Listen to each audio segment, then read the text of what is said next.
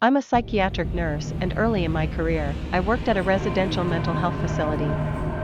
One of our residents was an elective mute, which means that he didn't/wouldn't/couldn't talk, but there were no medical reasons as to why.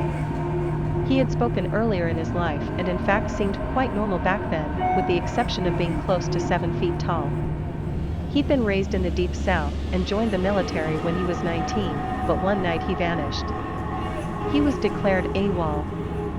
And eventually he was declared missing and dead. 10 years later, a 7-foot tall man walked into a VA hospital emergency room in my part of the Midwest and said to the receptionist, "My name is Marion Duchesne, not the real name, and I've been dead for 10 years." Those were the last words he ever spoke.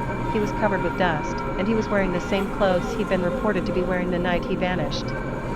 His social security number had not been used and he had no identification on his person. However, they were able to identify him, I guess via fingerprints.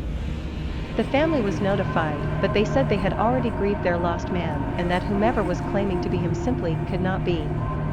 They demanded not to be contacted again. Marion paced all day every day, moving his mouth that looked like talking or muttering, but no sound came out. He had an unnerving habit of throwing his head back with his mouth wide open as if he were laughing heartily, but not even a breath could be heard. If I talked to him, he appeared to listen, periodically throwing his head back in that laughter-mimicking way of his. Various medications were tried, but they did not affect him either positively or negatively.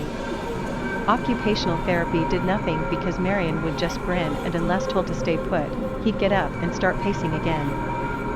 On my last day at that job, the last thing I saw was Marion, pacing in the parking lot, throwing his head back to laugh. Later, I wondered if all along I'd been dealing with a ghost.